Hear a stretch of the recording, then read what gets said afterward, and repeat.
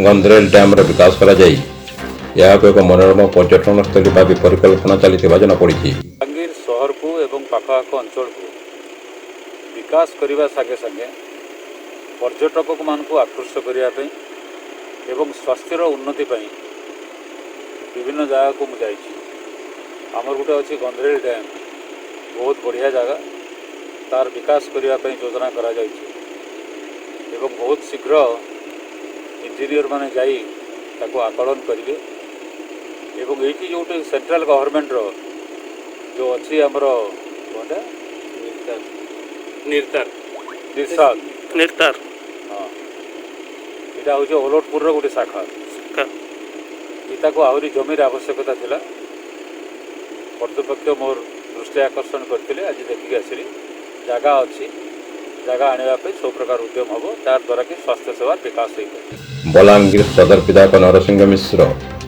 गंधरेल dam तथा सहर विभिन्न अंचल परिदर्शन जाइए। गंधरेल गाँ निकटरे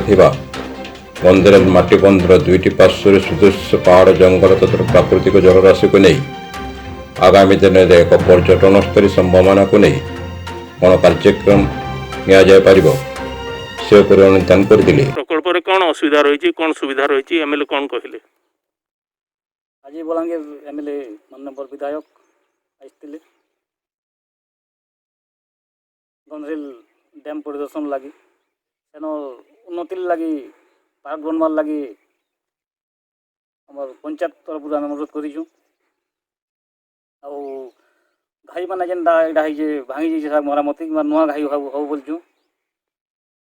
टोटाल डैम चतुर्पार्श्व गार्डवाल होकर पथर सिलिंग करा बोलिक विधायक को आम कहीचु से प्रतिश्रुति देछन चेष्टा करमा कार्य करवार लगी बोलछन। अच्छा इधर द्वारा अंचलवासी की कौन सुविधा मिलवा? इधर द्वारा जदि पार्क बनी जावा लोक पिकनिक स्पॉट यहाँ डेली 300-400 लोग इनके आसन गंधरेल डैम के जो बड़ पार्क टे बनवा बलांगीर म्यूनिसिपालिटी के अन्य जिल्ला भी इनके पिकनिक लगी पिकनिक स्पॉट है आसबे जद्वारा इन आर्थिक स्थिति लोग दृढ़ हो पारवा प्लस पानी भी चाषी मैंने जेन पचन गोटे चाष हो वर्ष को डैम हो गले कैंडाल हो गले 2 थर चाष हो पारवा।